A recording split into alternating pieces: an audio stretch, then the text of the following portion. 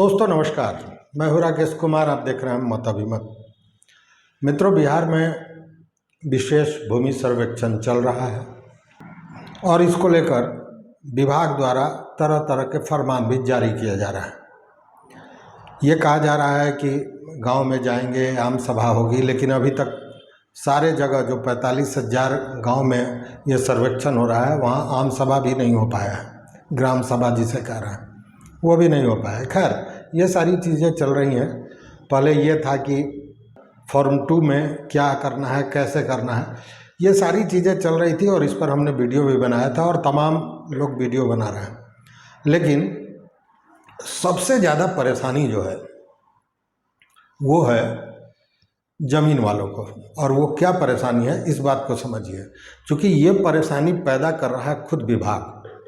आपको याद होगा, आज से 4 दिन पहले जो भूमि सर्वेक्षण की समीक्षा की थी अपर मुख्य सचिव दीपक कुमार ने, तो उन्होंने बाज़ाब्ता कहा था कि आप फॉर्म 2 और जो वंशावली है फॉर्म 3(1) उसको तुरंत से भर के दे दें। उन्होंने रैयतों को ये सलाह दी थी, अन्यथा बाद में आपको परेशानी हो जाएगी। तो अब देखिए, एक तरह दीपक कुमार ये कह रहे हैं कि तुरंत फॉर्म भर के दे दें, अन्यथा बाद में परेशानी हो जाएगी। और दूसरी ओर मंत्री का जो बयान आया है दिलीप जायसवाल का, वो कुछ अलग है। उन्होंने कहा कि सारे अमीन को और जो राजस्व कर्मचारी हैं इन लोगों को कह दिया गया है कि आपको किसी से कागज़ मांगने की ज़रूरत नहीं।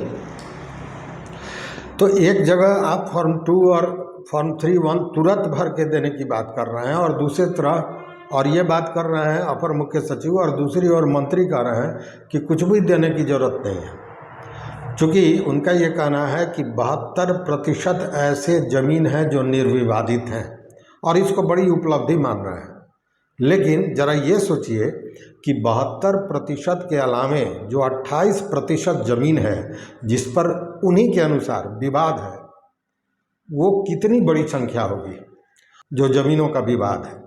और जब इसी से सरकार परेशान है तो ये और विवाद बड़ा हो जाएगा। तब क्या होगा, जिसकी तैयारी स्वयं सरकार ने कर रखी है।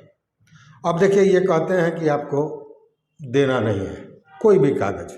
अमीन से भी कहा है, राजस्व कर्मचारी से भी कहा है उन्होंने कि किसी भी व्यक्ति से कागज़ मांगने की ज़रूरत नहीं है। जो ज़मीन निर्विवादित है, जिस पर कोई विवाद नहीं है और वैसा 72% ज़मीन है, उस ज़मीन पर जाइए, उस ज़मीन का सीमांकन कीजिए और उस व्यक्ति के नाम से वो खाता खोलिए, बशर्ते उसका जो रसीद है वो ऑनलाइन कट रहा। और फिर बाद में एक लगा दिया कि खतियान में नाम हो, तो खतियान में नाम हो और ऑनलाइन रसीद कट रहा हो, उस पर किसी का कब्जा नहीं हो, कोई विवाद नहीं हो, उस पर आप रह रहे हो, तब आपका ज़मीन लिख दिया जाएगा। तो ये कौन सी बड़ी बात हो गई? ये तो वही बात हो गई कि अखबारों में हम लोग देखते हैं, हम भी थे अखबार में लंबे समय तक, तो ये देखते थे कि हमारे रिपोर्टर्स लिख के लाते थे कि आज पुलिस ने चोर पकड़ा, जैसे बहुत बड़ी उपलब्धि हुई। भैया, पुलिस का काम ही वही है, ये उपलब्धि नहीं है। उपलब्धि तब होती जब कोई बड़ी दुर्घटना, कोई डाका डाला और उसको 24 घंटे अंदर में पुलिस ने सबको पकड़ लिया, उसका पर्दाफाश कर दिया, तो इसे हम उपलब्धि मानते हैं। लेकिन क्या तो वारंटी को पुलिस ने पकड़ा और ये समाचार बन जाता है। उसी तरह ये बातें हो रही हैं। आपका खतियान में नाम होना चाहिए, ऑनलाइन रसीद होना चाहिए, किसी तरह का विवाद नहीं होना चाहिए, उस पर आपका कब्जा होना चाहिए, तब आपका ज़मीन हो जाएगा। तो भैया, वो तो होना ही होना है, उसको कौन रोक सकता है? फिर आप ये क्यों कह रहे हैं कि कागज़ नहीं देना होगा? कागज़ की कोई ज़रूरत नहीं है, पहली बात। दूसरी बात, खतियान में उसका नाम है कि नहीं, ये कौन बताएगा? चूँकि हम जितना जानते हैं उसमें ऐसा बहुत से लोगों ने ये बातें कही हैं कि उनका खतियान नहीं मिल रहा है और अंचल कार्यालय के पास भी नहीं है। उस स्थिति में क्या होगा? खैर, एक बड़ी बात मैं कह रहा हूँ और इस बात को बड़ा गौर से ध्यान दीजिएगा। सरकार खुद अपने ही द्वारा जारी किए हुए कागज़ को एक तरह से दरकिनार कर रही है, उसको मान नहीं रही है। मान लीजिए, ये मैं क्यों कह रहा हूँ, ये बहुत बड़ी बात है, ज़रा सोचिए, आप इस पर गौर कीजिए। आपका नाम खतियान में है, ज़मीन पर आपका कब्जा है, लेकिन आप ऑनलाइन रसीद नहीं कटाते हैं, आपने वो रसीद कटाया हुआ है, तो क्या वो ज़मीन आपकी नहीं होगी? तो यहाँ पे ऑनलाइन ही रसीद होना चाहिए। यह बात जो मंत्री महोदय ने कही, इसका क्या मतलब है? मतलब कि जो रसीद कटाया जाता है ऑफलाइन, जो कर्मचारी से हम रसीद कटाते हैं, उसका कोई वैल्यू नहीं है, या सरकार खुद अपने उस डॉक्यूमेंट को सही नहीं मान रही है? क्या कारण है इसका? तो ये एक बड़ा प्रश्न है, और ये सारा जो प्रश्न है ये कहीं ना कहीं और भी भ्रम पैदा कर रहा है। सरकार कुछ कह रही है, विभाग कुछ और कह रहा है, मंत्री महोदय कुछ और कह रहे हैं, अपर मुख्य सचिव कुछ और कह रहे हैं। अब जरा एक और प्रश्न, खतियान में नाम है, लेकिन खतियान हमारे परदादा के नाम से है और उसके बाद से कोई बंटवारा नहीं हुआ है। उस स्थिति में किसका नाम होगा? क्योंकि मृत व्यक्ति का नाम तो आपको देना नहीं है, और जो बंटवारा हुआ है उसमें होता है कि सारे लोगों का नाम तब दिया जाएगा जब पूरी सहमति के साथ वो वंशावली बनाने के बाद अपना हिस्सा तय करके उसका स्वघोषणा पत्र देंगे, उसी आधार पर उनको मिलेगा। यह संभव है कि परदादा के समय या दादाजी के समय था, उसके बाद में मान लीजिए कि पिताजी के 4 भाई हुए, उसके बाद उन चारों भाई जो हुए, मतलब चाचा हुए, उसके बाद सारे लोगों के बच्चे हुए, यह हो गए 16, 17, 18। ये इतना आसान समझ में आता है कि अगर आप अपने से निर्विवादित रूप से अपना हिस्सा तय कर लें, बंटवारा कर लें, वंशावली बना लें, तो वह ज़मीन आपकी हो जाएगी। तो ये बड़ा अनुचित सा, या यूँ कहें अव्यावहारिक बात लगती है। और इन सारे चीज़ों से जो बात समझ में आती है वो यही आती है कि एन केन प्रकारेण इसको किसी तरह कर लेना है। क्योंकि अब मान लीजिए कि क्या कहा जा रहा है कि अगर कोई ज़मीन पे सिविल मामला चल रहा हो, या ज़मीन पर कोई विवाद हो, कोर्ट में कोई केस चल रहा हो, या बंटवारावाद चल रहा हो, वैसे में इन सारे चीज़ों को फर्स्ट फेज में रोक दिया जाएगा, या कोई इस तरह की बात नहीं हो और आपस में झंझट हो बंटवारे को लेकर खानदान में ही, उस स्थिति में भी इसको रोक दिया जाएगा प्रथम फेज में। बाद में विभाग इसको देखेगी और समझेगी कि क्या करना है। जरा सोचिए, जब केवल तो आप ही के अनुसार, मतलब विभाग के अनुसार ही 72% निर्विवादित मामला है, मतलब 72% मामले का ही आप सर्वे, ज़मीन का ही आप सर्वे करने जा रहे हैं, बाकी का जो 28% है उसका सर्वे नहीं होने जा रहा है। और वो कितनी बड़ी संख्या होगी? कहने का मतलब जो विवाद है उसको ठंडे बस्ते में डालो, वो विवाद जारी रहने दो और दूसरा विवाद पैदा कर दो। चूँकि बाकी का जो 72% है, जब उस पर अमीन जाएगा, जब सीमांकन की बात होगी और उस पर, तब जब ज़मीन पर आदमी खड़ा होगा, तब 4 उस ज़मीन के दावेदार खड़े होंगे, तब पता चलेगा कि यह 72% निर्विवादित नहीं है, 72% पर ही विवाद है, मात्र 28% ऐसा है जो निर्विवादित ज़मीन है। यह स्थिति बनती जा रही है और उसमें आपको बड़ा सोच समझ के चलना होगा। क्योंकि एक तरफ मंत्री जी ने कह दिया ज़मीन का कोई कागज़ नहीं मांगना है,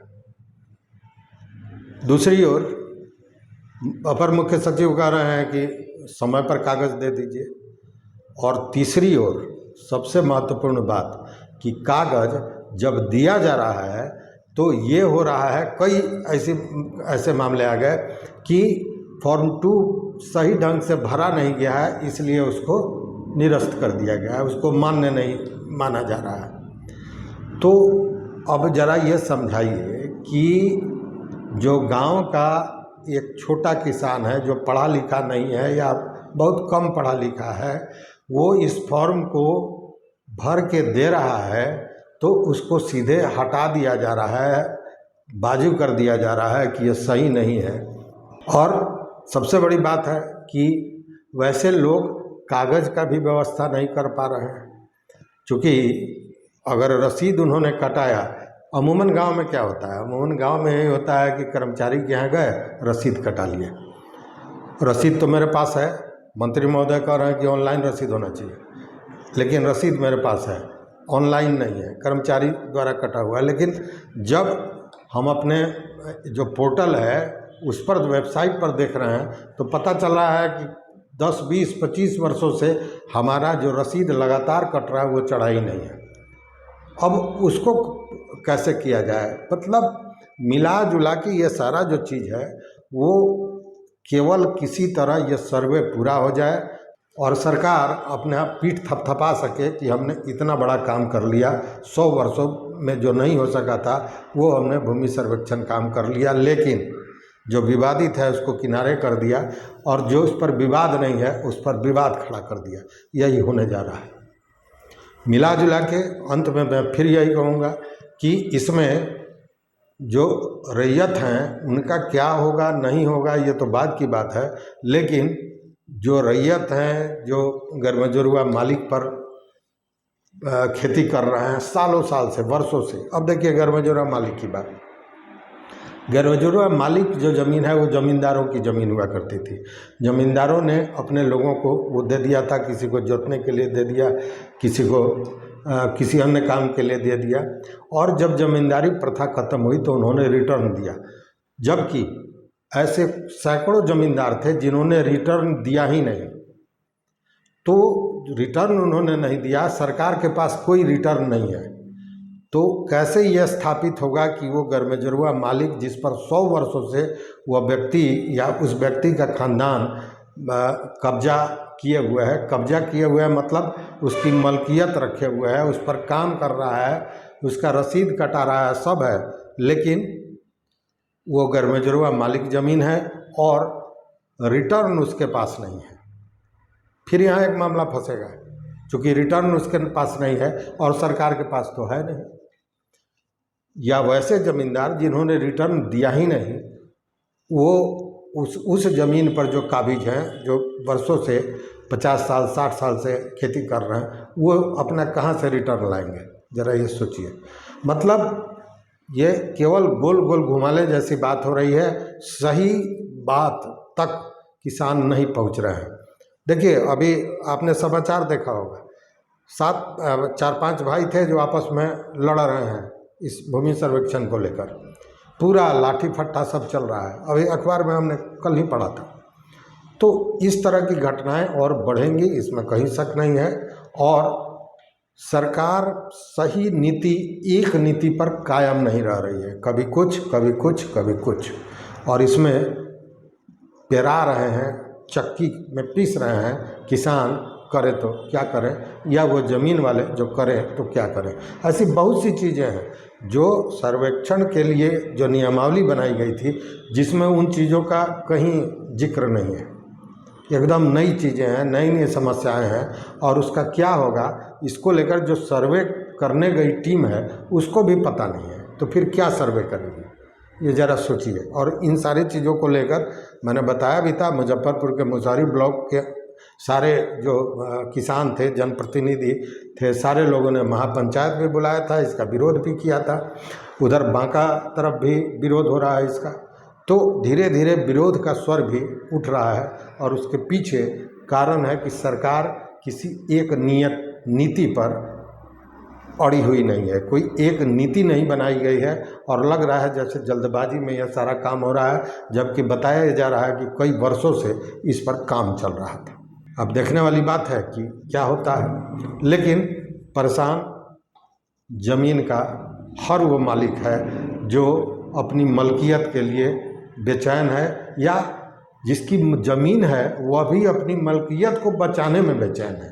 आप इसी तरह समझिए। तो इस वीडियो में बस इतना ही। आपकी अगर कोई समस्या है, कोई परेशानी है, तो निश्चित रूप से हमारे कमेंट बॉक्स में बताइए, हम उसको उठाएंगे, उस आवाज़ को उठाएंगे, और यह बात सरकार तक, विभाग तक पहुंचाने की कोशिश करेंगे। देखते रहिए मत अभिमत। मित्रों, चैनल पर नए हो तो सब्सक्राइब कीजिए, लाइक कीजिए, दोस्तों के साथ शेयर कीजिए, और अपना विचार जैसा मैंने कहा ज़रूर दीजिए। बहुत बहुत धन्यवाद। बहुत बहुत धन्यवाद।